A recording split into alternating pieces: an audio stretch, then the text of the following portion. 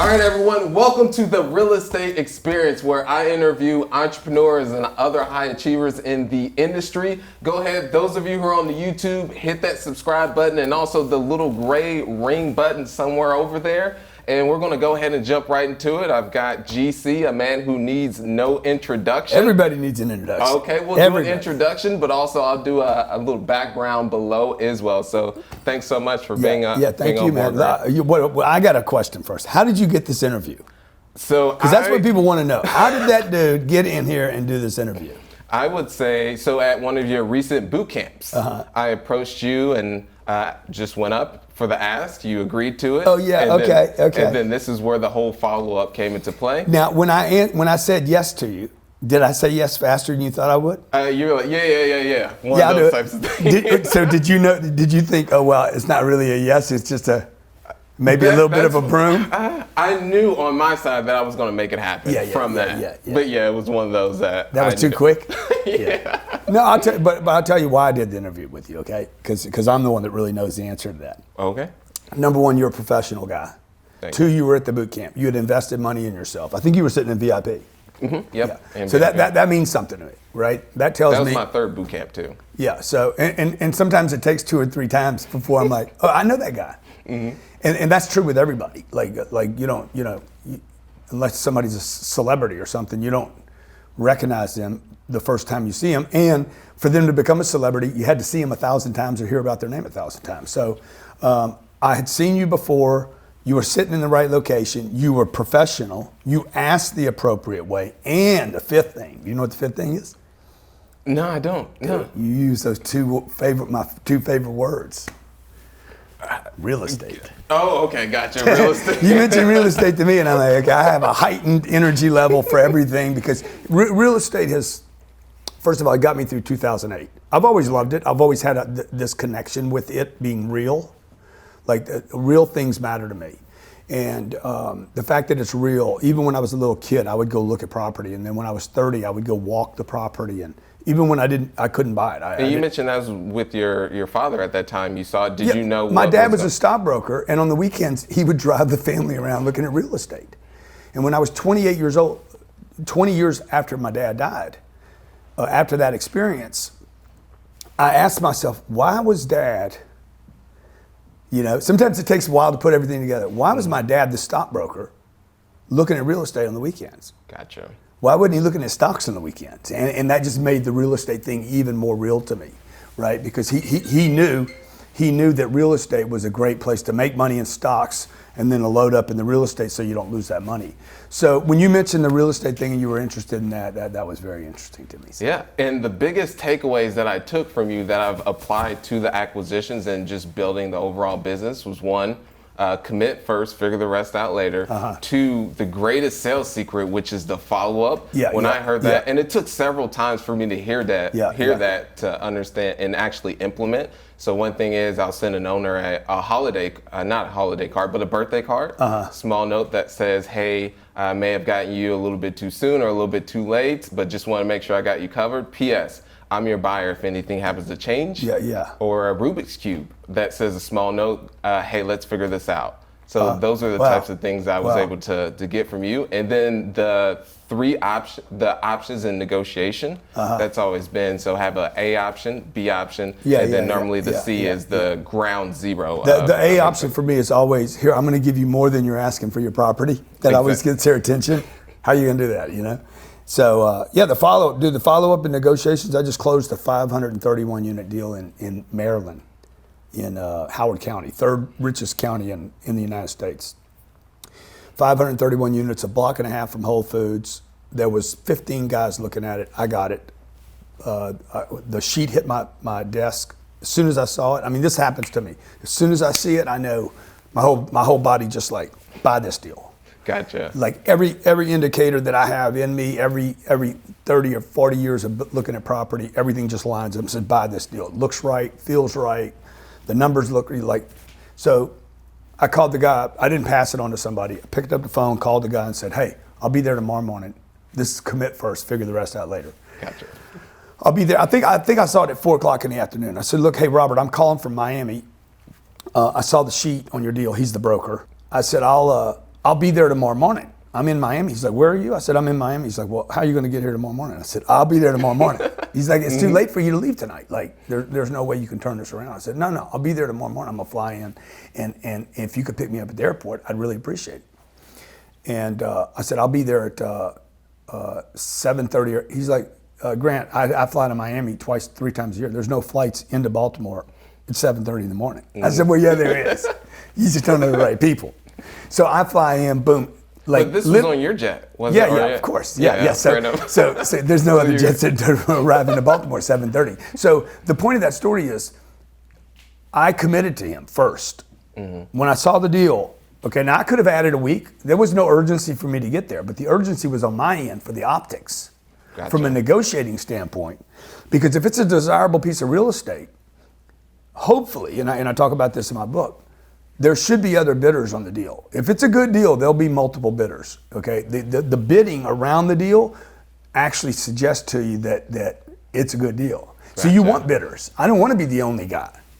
I don't love the deal that goes to bankruptcy or foreclosure, right? Because it's got problems already.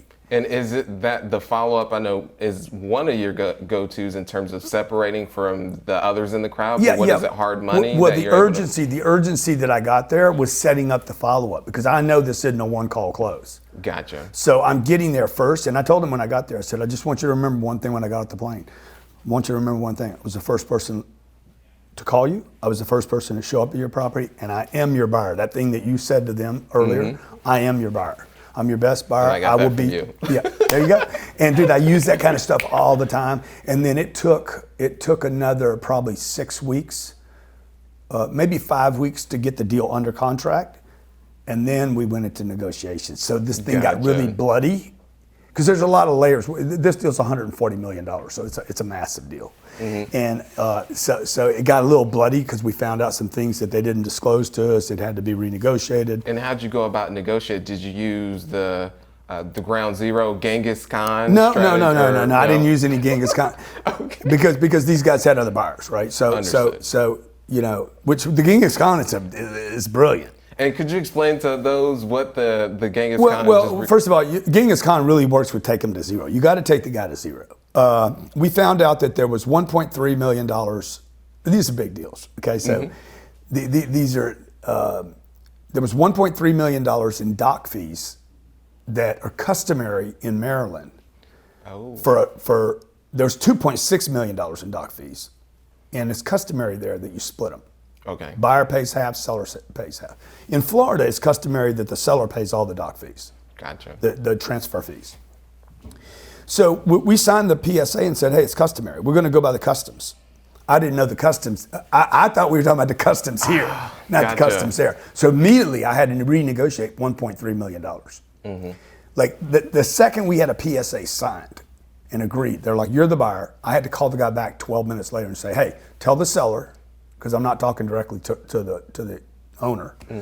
Tell the seller, I did not know about the 1.3, and now I'm taking the deal to zero. I'm willing to undo the deal.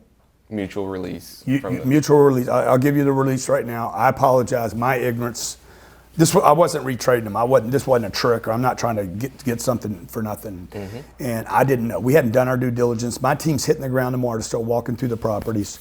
I apologize. I want him to know right now, I would never retrade him. This was all opportunity, really. Was this the first time you worked with this broker? Yeah, first time in that market. I said, you guys knew I was new to the market. Gotcha. I did not know. I apologize.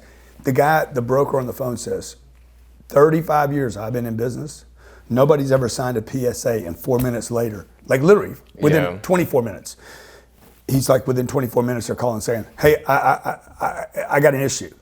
Because I still had 3 weeks of due diligence that I could have played that out. And I'm like, I don't want to play that game. So it's really important to move with speed. Which is what most people do, though. They're going to put it off. Put it off till later, dude. Don't put it off. When you got a problem in anything, in any business, when I get a customer complaint, the faster I can respond to that complaint, the tenant complaint, a customer calling in here, an issue with a bank, anything, the faster you can hit that problem, the more confidence you appear to have about the problem. So that deal got very complicated. And then when we did our due diligence, they were smart on their end because they're like, hey, we'll worry about it later. Let's just worry about it later. We'll worry about the doc fees later. Yeah, the seller. Okay. Hey, just tell Grant, we'll just handle that later. I said, no, we need to handle it now. No, and I knew they were playing me. So they outplayed me on the first part of this. And then, because they wanted to separate the doc fees from the due diligence that they knew would come up. It's a big property, 531 units. And is this one of the negotiation that you mentioned that you said the 1.3 that when calling out to them, you separate that out? Or yeah, I said, guys, I'm paying you the 135 for your deal. Okay. The 1.3 I didn't know about. Okay. So that's a separate issue. And now I said, I still got to do my due diligence. I'm going to have my team there tomorrow morning. I just need to call them and tell them whether to stay there and do it or not do it. So then when we did the due diligence, we found another $4 million worth of rehab. So now they want to put all that together and negotiate it. Obviously, the bigger the number, the less they're going to give of that percentage. But anyway, the whole deal worked out. We bought the deal. I'm closing on it in 20 days. It's going to be fine. They love me. I love them.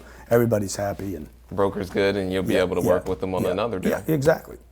All right. And so I really want to go into the beliefs that you have, because I'm a firm believer of just myself. I know I still have limiting beliefs, and I'm constantly working of ways to overcome those. Yeah. One thing is that I've been able to get from you is rich people buy time. Yeah. I never really thought that, really understood that until I started implementing with hiring people, outsourcing, let's say laundry or things that I don't enjoy doing. So those were limiting beliefs that I always thought I had to do myself. So my question to you is, what has been one limiting belief within the past 2 years that you've replaced? What is that limiting belief, and what was the new one that you formed? Yeah, I mean, I have so many limiting beliefs. You know, just my experience traveling to the Middle East just showed me how many contorted,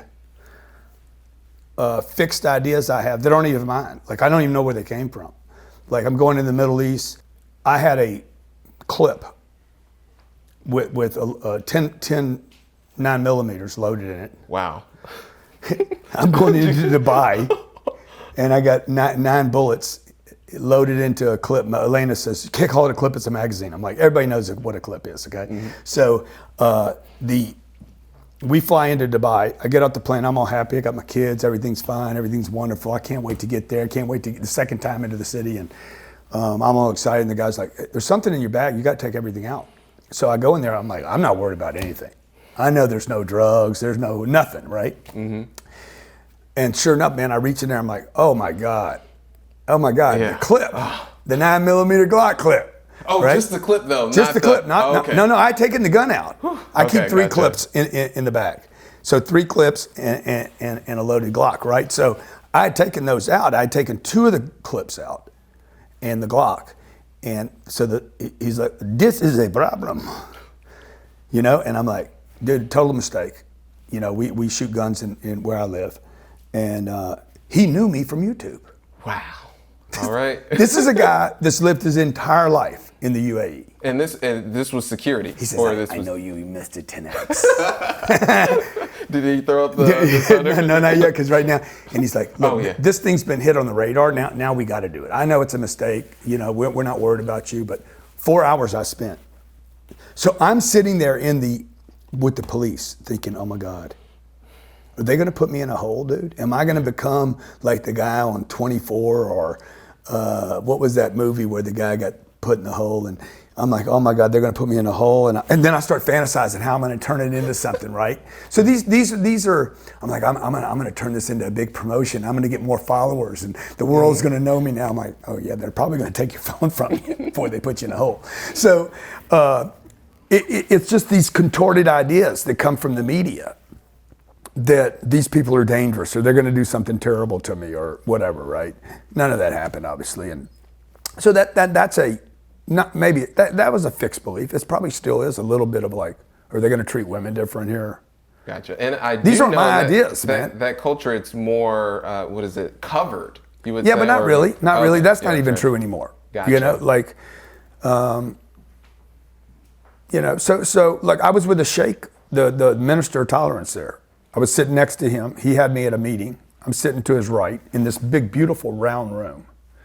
And there's mostly men in the room, 3 women. And this meeting, people come in and just meet him every afternoon. Wow. 3 o'clock in the afternoon. Hello, how you doing? They pay respects. He's got me on his right. He's got the prime minister of Thailand on his left, Mr. 10X and Mr. Thailand. And he reaches over, touches me on the knee, and he's like, would you like to fly to Dubai?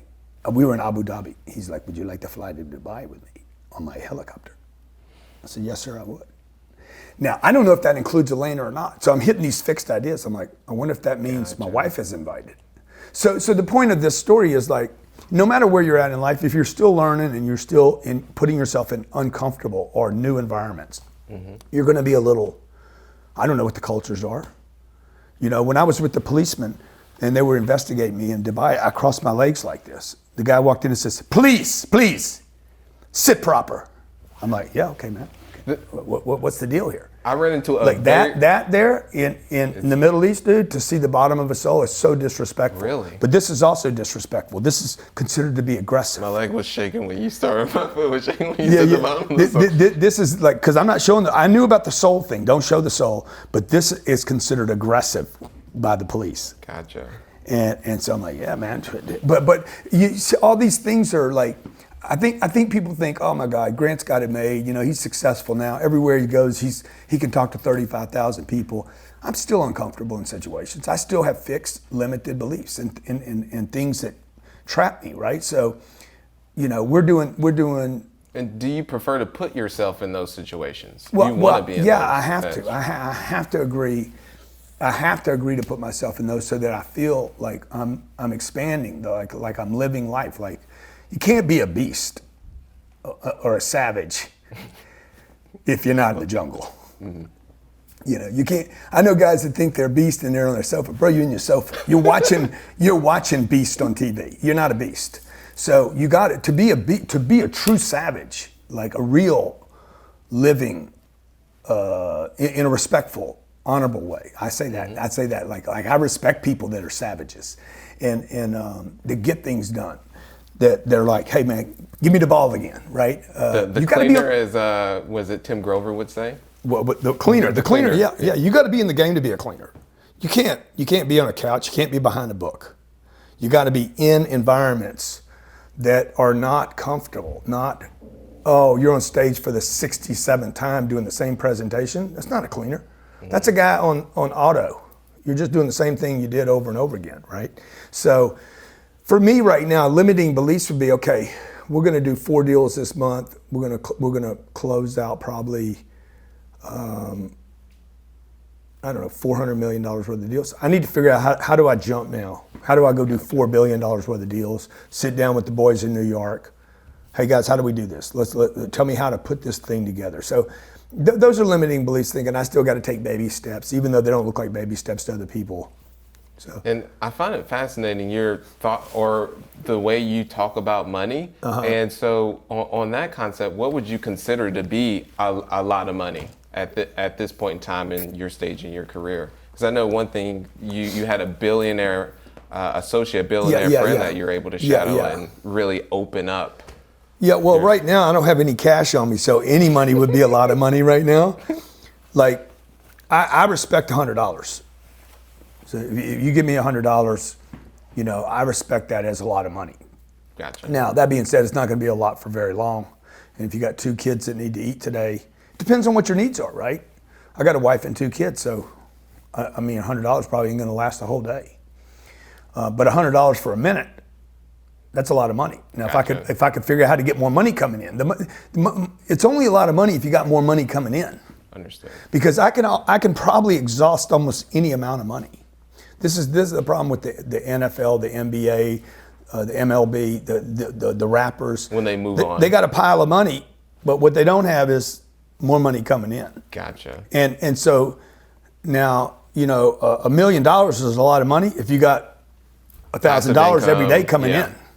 Because you can't get through it. I always tell Elena, I said, dude, as long as we make $1 more because of my net worth, if I make $1, just $1 every day, I mean, $1 today is a lot of money because it means I never go backwards. Mm-hmm. And it means this net worth just keeps growing, right? But in the beginning, man, you need money. Like I need money coming in because I don't have a pile over here. Gotcha. So that what is a lot of money always changes. And would you say for those people that is a potential limiting or they don't have that concept about putting their money to work for them, and yeah, I mean a lot of people are just they get money and they use it to buy stuff, and they get money and they use it to buy stuff, and it's just boom. It's just I trade time for money, and then I get Cheerios, and I give it back to Kellogg, and the money keeps going like this. Like what I'm trying to do is I'm trying to get the amount of money from a bunch of flows. If you've ever been in the ocean watching fish feed,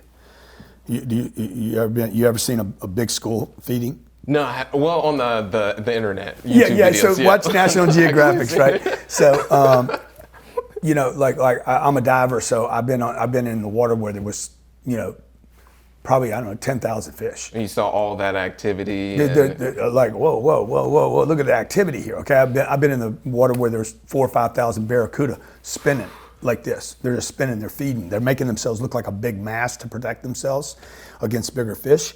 And you just see this ecosystem, right? And the same with money. Like if you got $1 going around, it's only $1. But if you can get a bunch of money spinning from a bunch of different departments, I talk about this in the Millionaire booklet. How many different ways can you figure out how to make $1 million? What is it? Post-it notes or sticky notes? Yeah. How can you know?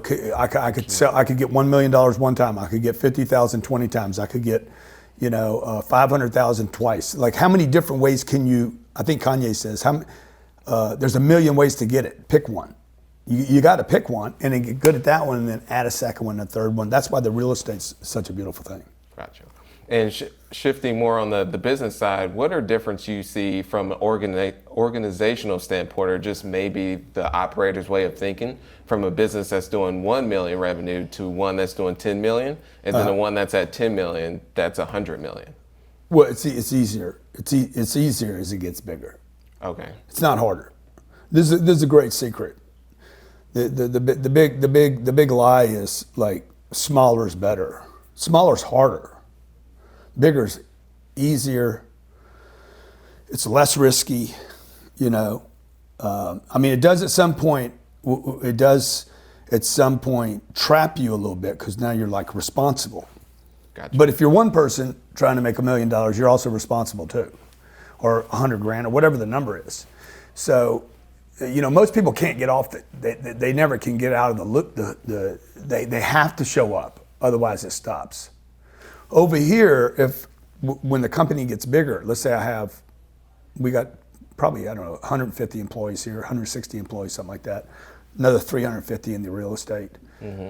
Ryan tells me all the time, hey, we need 1,000 employees. Grant, you need 1,000 employees. Well, that's a limiting belief, right? I'm like, oh no, I don't want to get any bigger than this. This is getting a little weird, right? How do you know? So, because I walk in here today, I didn't know whether you were here for a job.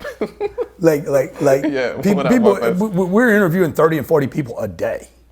Like, I don't know what people are. They customers? Are they employees? I got people working for me. I don't know who they are. I'm like, what's your name? Mm-hmm. So when it gets bigger, you start feeling like you're a little out of control. When you're one-man show or 3 people, you got total control, but no way to scale. And when you get bigger, they'll be leasing agents on some of the real estate that we own that I'm maybe never meet them. So, but that being said, I need to think like the Google boys or the Warren Buffetts or the guys that are like, dude, they don't worry about all that. They're worried about how big they can get. How big can they get? How long can they survive? And big is what works. You can't show me a small company or a small think that has ever survived anything. Is this your quote that says can't get big thinking small? You can't get big thinking small, and you can't get big with small people. And I mean, you could if there's a lot of them. Yeah. But you're going to have this is a multiplication game. If there's a takeaway for anybody that's watching right now, like if you have one takeaway here, the game of business and life is about multiplication, not adding and subtracting. And I thought for the first 30 years I was in business, maybe 45 years of my life anyway, in the first 25 years of business, I thought it was adding and subtracting. Gotcha. And it's not. Like, it's about multiplication. It's about how fast can you scale something. And you're going to go backwards, by the way. You're going to see the old adage was take two steps forward, one step backwards. You're going to kill yourself doing that. What you want to do is you want to multiply 10 steps. Take 2 steps backwards. You're going to have loss. You're going to have breakage. You're going to have problems. But you're going to also see the scale. You're going to see the company scale, or your income scaling, or in your case, your real estate going from 150 single family deals. Is that how many you had? Yeah. That's amazing, dude. 29 years old for you to do that. Now you got 500 apartments. 587, but yeah. 587, excuse me. Yeah. So you'll throw those numbers away later. You'll be like, dude, can you believe that I said to Grant, I corrected Grant at 87? You won't even care about 87. So let's throw that out. Actually, we'll keep that in there so I can reflect you upon it. That. Yeah, you got to keep that for the future. Because you're going to be doing deals where you're like, dude, 87 units, I'm not even looking at those anymore. So, but that's awesome. The fact that you got rid of all those single families. How much of a pain in the ass were those? A lot. Yeah. I mean, I try to tell people all the time. To buy that many single families. To manage them. To manage. To sell them. Oh, gosh. It was not. 150 closings you had to go to.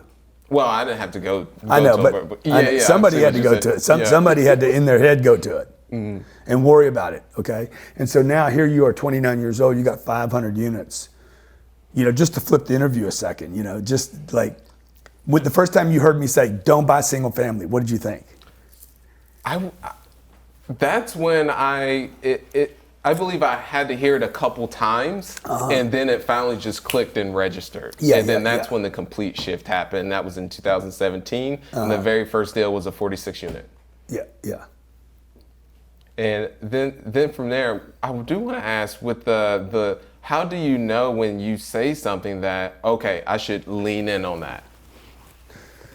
You mean the deal, or? Oh, I would just say in general, like with Snapchat, for instance, when you were looking to start utilizing that platform. Yeah. Or just, or the 1,000 employees. When do you say, okay, I need to lean in on that. That's a belief that's keeping me stagnant.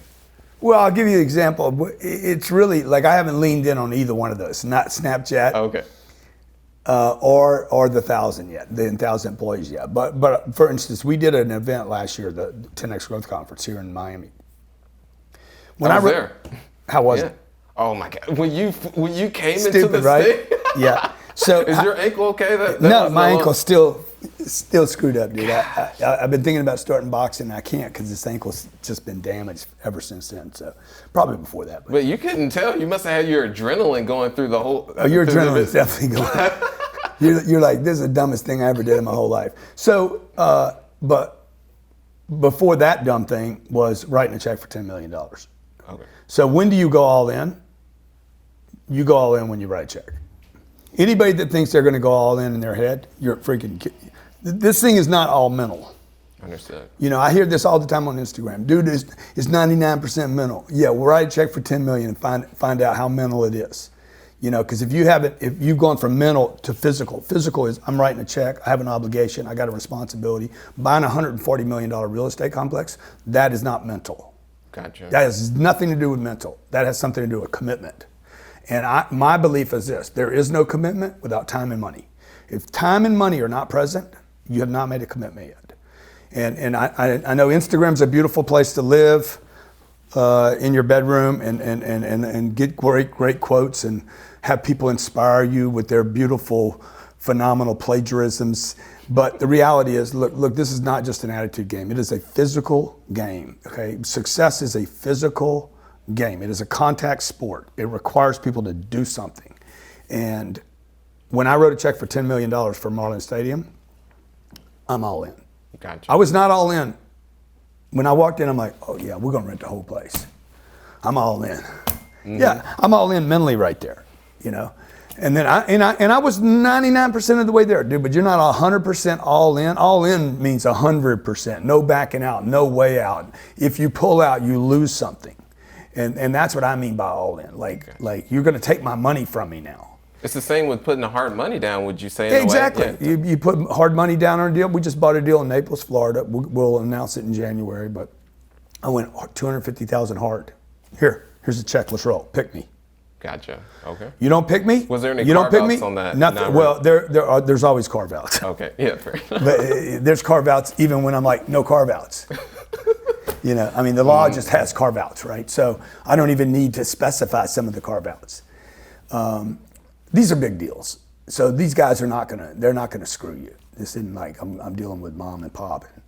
I'm keeping your money now, Sonny. But even in that situation, they're not going to fight the lawyers. That's the negotiation thing you mentioned too. It's like the buyer is always in control. The last hours of a deal, the buyer has 100% control, regardless of what any contract says. You've been studying my shit, dude. Yeah.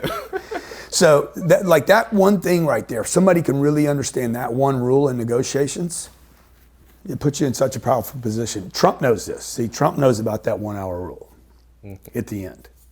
So when you put your money where your mouth is, or where your entire physical life lives, then you're committed. So the Miami thing, dude, we didn't know how we were going to pull off Miami. No clue. Like I tell you. Commit first, figure the rest out. We had no clue. We had no clue. I had 125 employees at the time. And if we'd have taken a poll with all of them, we didn't, because the poll with the first 16 was so bad. Guys, what do y'all think about this? 15 people said this is a terrible idea.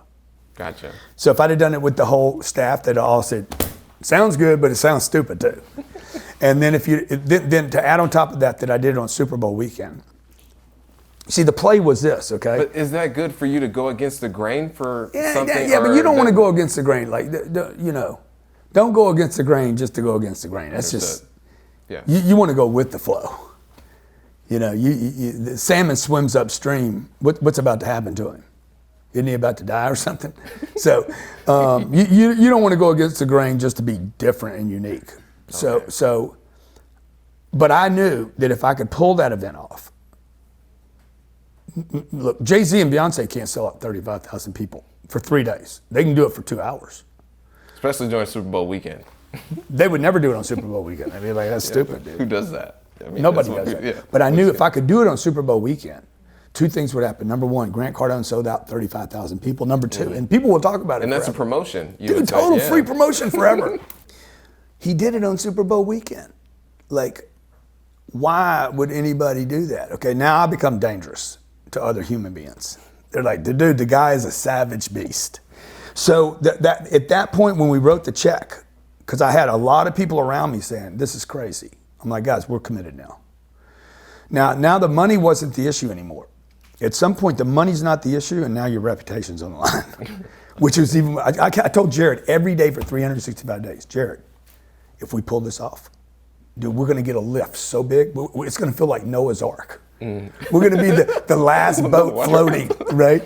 But the whole world is going to drown, and we're going to be like, oh, look at Noah out there. So I'd say if we pull this off, dude, it's going to be the most powerful thing we've ever pulled off. It'll give us a big brand lift. And if we pull it off, people are going to have a lot of fun. It's going to be a great event. You know, we'll be proud of it. And we'll know we can do anything. Gotcha. Okay. And so shifting back to the real estate element is how in today's environment, and this could be a belief of what I'm still buying as well, is how are you purchasing in a tight market such as the one that we're facing? What's your competitive edge? Yeah, so speed is my competitive edge, and also my optimism about the future, looking forward, not looking backwards, right? Okay. So you got to remember, everybody that sells me a deal is making money. Okay, yes. So they think they're killing me. I think they're going to regret selling. Probably 60% of the people that sell to me would agree with me that they're going to regret selling. The other 40 are like, dude, we killed him. We made 15 million, 20 million on him. We made this much money on him. You know, how can he make sense of that? I can make sense of it because I think this real estate is going to be worth more money in the future. Mm-hmm. So we don't over leverage. We're putting 40% down in most cases, gotcha. 35 and 40% down. So on this deal that we're buying in Maryland, I'm putting $40 million down. And you're getting IO on those? Yeah, we get interest only for 5 to 10 years. Gosh. And you know, these are 3.6% interest loans. And you're going through insurance? Fannie Mae, Freddie Mac, MetLife, through... New York Life, like some big lenders. These are multi-trillion-dollar companies. These aren't billion-dollar companies. They're big. They're massive. Mm-hmm. They're not wealthy people. These are the wealthiest institutions on the planet. You know, what's my competitive advantage? Number one's my attitude. Number two is the speed at which I move. So while a bunch of analysts, are sitting there saying, okay, what's our return going to be? And what's it going to be in year two? They've been wrong for 20 years. Gotcha. These analysts have been wrong about rent for 20 years. I've been saying on Yahoo, CNBC, Fox Business, hey guys, people are not going to buy homes in the future. They're going to rent. I've been saying this for 5 years. Now the media is starting to pick it up. You know, that it's smarter not to have a house and rent. If you're going to take that money that you would have spent buying a house and invest it in real estate that pays you to offset where you're renting. Because this could change the economics of the entire country if that money wasn't sitting dead in homes and there was income being produced. So the tax advantages are phenomenal. The leverage is unbelievable. The amortization of people paying my debt down is phenomenal. The cash flow is just beautiful. The tax advantages are like almost endless and exist in no other business. Yeah, I have a loss from last year that I'm able to write off from my income for the upcoming year. Yeah, exactly. And I was like, and you got income. You're like, yeah. Hey, and none of this is real. None of this is real to anybody until you actually get it. Yeah. So I have investors that I explain this to. I'm like, hey, dude, you put in $1 million. This one lady I think she put in $4 million. She put in $4 million. She's going to get $240 this year from me. Okay. She makes $250 at her job. I said, do you understand? She lives in California. Her job pays her $250.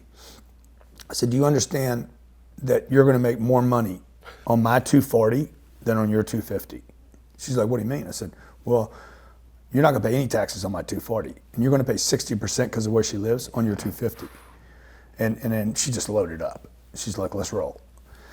Plus that $250 she gave me, the $4 million she gave me is probably worth $12 million. The moment I do the deal because of the leverage, as you know. I'm back to your question about how do I get a competitive advantage? One, my attitude. Number two, the speed at which I move. And number three, I'm the decision maker. Okay. In most cases, if there's 15 guys on the deal, they're not dealing with the decision maker. The other 14 guys are sending a boy or some junior. Their acquisitions manager or something. Yeah, and I'm like, I'm the guy. Just tell the seller I showed up. And that's powerful to know that you're dealing directly with the person that makes the decisions. And we don't raise money. We don't raise money at Cardone Capital to buy the deal. Gotcha. I buy the deal with my money, and then we backfill it if people want to come in. Gotcha. So I'm not telling the seller I need to raise money. I'm walking in with an account saying, here's my cash. Like, I'm walking in with the bag. Look. This is it, yeah. Yeah. And so touching back on the one thing I want to, 50 years from now, what do you believe that we'll reflect upon and said, shit, Grant said all that and it actually came to truth. We should have been listening to him. Yeah. What are those key things? I know houses, your house is not an asset, it's not a liability. Yeah, the whole world will be a renter in 50 years. Okay. Like you know. Just go to Europe, man. Go to Europe. People or in Russia, or go to Sao Paulo, Brazil. You fly in, you're like, God, there's office buildings everywhere. Those aren't office buildings. Those are apartment buildings where people own. There'll be 800 units. They sell 800 units. Okay, so these are little 400 square foot places where people have 140. Their entire net worth is in this little kitchen. Linoleum floor. Wow. It's awful, dude. All this money's just trapped in this little unit. And those people should be renting. They shouldn't have their future. They should have that money invested in their business. They should have it invested in their self-esteem and their education. And instead, the world's been tricked to believe they should work, take their money, and buy where they live because it's cheaper. It's not cheaper. It's only cheaper if you're not going to go out and make money, create a business, build value, and become, have multiple flows of income. So if that's your only game, which is what our parents did, an entire generation, it didn't work for them. You're 70 years old and you can't even go on vacation because all your equity's in your house. Or that the one thing I love that you mentioned is that if you're at, was it 76% of Americans are living paycheck to paycheck? And then this goes back to the information that you have may be misinformed. Totally, you have wrong data. Like you have data when you have that many people suffering. Like this isn't a few people. This isn't blacks, whites, Indians. It's not a specific group. It's all groups. Every group now. It gets worse in certain demographics. It definitely gets even worse. But when somebody's dependent on one income, first of all, you're going to hate that. You're going to hate that one flow because you need that one flow. I talk about this in Sell or Be Sold. If you only have one customer, you're going to end up resenting that one customer because you're having to kiss the ring all the time. And you're going to resent that. At some point, you're going to be like, I'm tired of kissing the ring. And when you have one flow of income, you start to resent it. Okay, the more flows of income a person has, the more they can actually work and not be resentful. Gotcha. So Jared, for instance, he's got one flow coming. His wife works. He's got a second flow. He's got real estate paying him. He's in almost every deal I've ever done. I think he is in every deal I've done. He's got like 9 checks coming in from that. He doesn't resent this. He's doing everything he can to support this and make sure this keeps working, right? Because he's not dependent. And if he died tomorrow at 35 years old, it's happened before, his kid Jake would keep getting checks from the real estate. We would quit paying him right here. I mean, if I brought him in right now, I said, "Dude, you die this weekend, I ain't paying you money. You're done."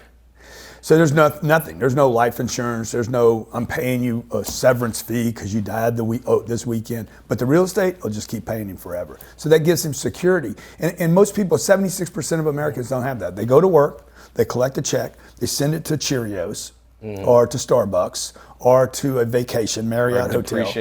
Depreciating asset. Or whatever, to the Nissan Motor Company. And the money's gone again.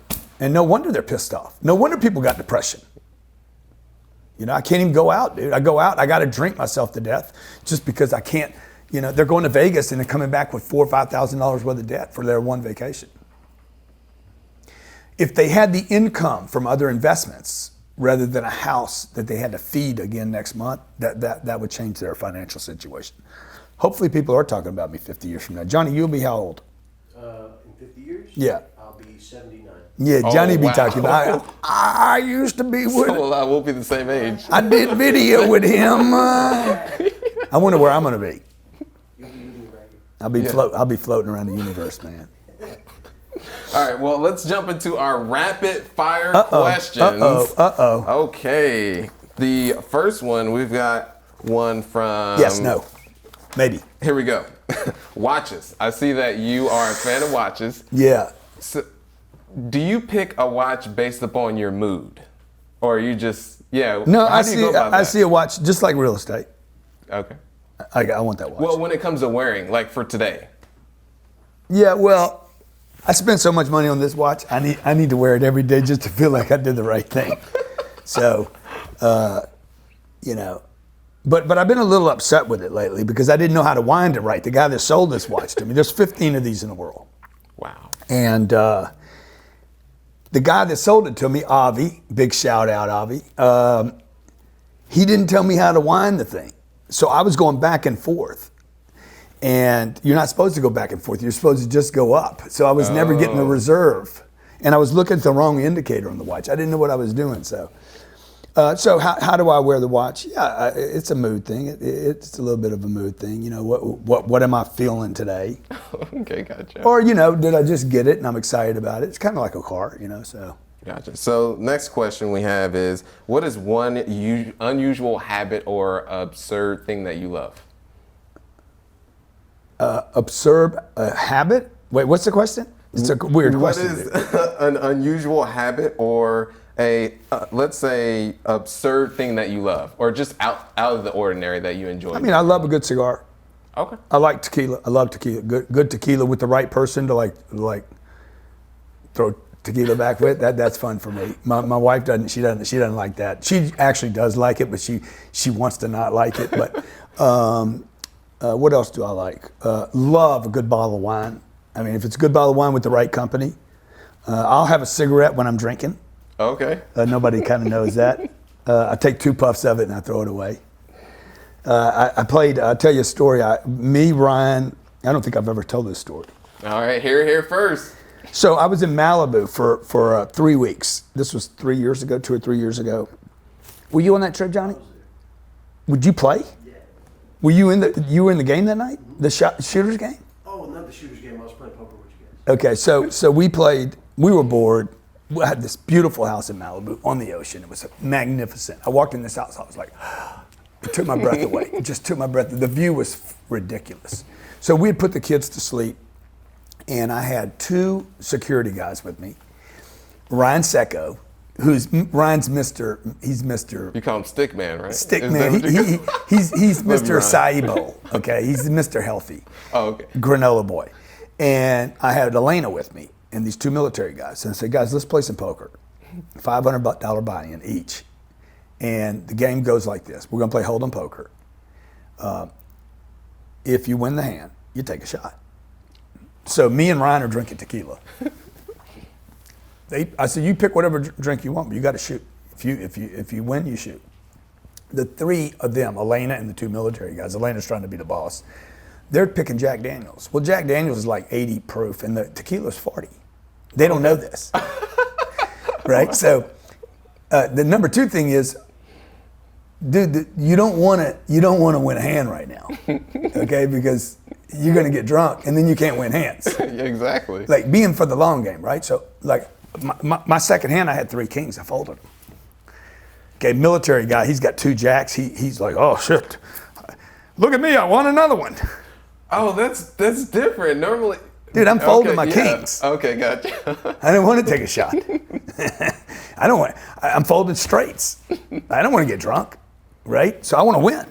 So these 2 dudes, the 2 military guys, they're just the 2 and Elena all winning hands, okay? And next thing you know, they're freaking out. I think these guys both owe me like a home, a boat. They still owe me stuff. They don't even know what they owe. They don't even know what I did to them that night, right? So Well played. I said well played. Yeah. So me and Secco, we end up finishing our bottle. They finish their bottle. Me and Secco take all the money. We're smoking cigarettes, throwing cigarettes out. We're all wrecked. It was a fun night. I don't know why I told you that story, but it was a blast of a night. And I've never told this story, so Right. I like doing stupid stuff sometimes. Mm-hmm. That's the point. That's the to point. mix things up. And Yeah. Is that your escapism? You believe people need some type of? Yeah, I don't think that's a good escapism. I mean, that was a fun, reckless, one night thing, and what else do I do that's kind of crazy, Johnny? Not much really. I do kind of crazy stuff. Jump around out here. of planes. Yeah, that's kind of crazy. I have a lot of fun. I have a lot of fun at work. So I go from being very, very serious, completely like nothing matters. I've always been like that at work. Not always. Really, once I became a professional. Gotcha. Once I knew what I was doing, then I was actually free to be a little reckless because I could always switch back to being a professional. And I think a lot of people, they spend too many weekends getting drunk because that's their moment of recklessness, because you can't, unfortunately, most people never get good at their job to be reckless. The race car driver, they can be reckless. They're not going to hit anything because they're so good at what they do. Gotcha. And so my next one is, what purchase of $100 or less has most positively impacted your life in the last 6 months? Under $100. That's most, man, this is supposed to be wrapping around. This is a hard question. What have I bought for under $100? I don't know. What have I bought for under $100? I don't know, Johnny. Let me think. I got to think about that. Okay, You got me gotcha. stumped, Yeah, dude. You got me stumped on that. Huh? Bottle of water? I don't know, man. I don't know. $100. What have I bought for under $100 that has impacted my life the most? I don't know, man. Okay. I don't know. Well, maybe they'll come at the Yeah, end. yeah. Because I got let's see. one last one Okay, for you. okay. Or 2, actually. Okay. I'll just do one. The next one is, if you could sit down with anyone dead or alive. Yeah. I mean, I'd love to sit down with Tupac. I'd love to sit down with. Which they still say he's alive. That was one Could belief be. that I had for Could the be. longest time. Jay-Z, dude, if I could do, like, I'd love to do dinner with Jay-Z. You know, just, I don't even know what I'd ask him. I wouldn't ask him that $100 question. I'll never ask anybody that question. Okay. Fair enough. All right. Well, I would say thanks, Grant, so much. Dude, you're awesome, Yeah. man. And I just want to tell you how much I admire what you've done at 29 years old. You're so far ahead of where I was, and people should really pay attention to what you're doing because, you know, to have that many units already. And I know the little story about your brother, you know, that you guys have both picked different paths right now. Maybe he'll come back to this path, and if he can find his way out of, you know, because I went there. Mm-hmm. Like, I could be your brother. I could be your brother. I could have. Or you could have been. Well, totally. Right. I could be, like, people are like, how you handle all the hate you get, dude? Like, I get a lot of shit, dude. A lot of people hating on OGC. And I said, well, number one, it comes with the game. Like, if you're going to be successful, you're going to get people hating on you. You're going to get wannabes that want to criticize. You're going to get judgers that's all they ever do in their whole life is judge people. They'll never produce anything other than judgment. Or they'll have the no picture on the YouTube and on the no in the avatar, comment no section. avatar. No avatar. Like, how do you handle all that? I'm like, I shouldn't even be here. I was overdosed when I was 17 years old. Again when I was 19. Again when I was 21, 23 years old. I was beat. If somebody wouldn't take me to the hospital, I'd have died in the house. So, you know, the little bit of hate I get, I shouldn't even be here. I shouldn't be, you know, I shouldn't be having the success that I have, except that I finally cleaned my life up, took a different path. In addition to cleaning my life up, went and made up the damage. Gotcha. Like, I think a lot of guys make the turn but never clean up the damage. Yeah. Like, you got to make the turn, huh? I know one of the individuals that. Piece of shit, yeah, garbage, trash, toilet, like flush, garbage. Like, if you turn and you don't clean up, you didn't make the turn. You didn't make the full turn. So what I did when I was 25 was I went to treatment. When I got out of treatment, I spent the next 3 years cleaning up, paying bad debts, making amends to people that I screwed. Like, hey, what do I got to do to clean this up? Most of the people were like, you don't need to do anything. No, I do. No, I do need to do something. You need to let me do something. This isn't for you. This is for me. I need to go forward knowing I don't owe anybody anything. Please let me get out of debt. And that is so important. People look at people that are successful today and they're like, but you don't even know what that guy's been through. What did he do to get there? What did he do to stay there? And what does he do every day to keep themselves excited about what they can do next to make a difference and be an example? So you're a good example, man. I hope you keep doing it. Well, thank you so much. I will keep doing it. Okay, I know you will. All right, thank you so much, Grant.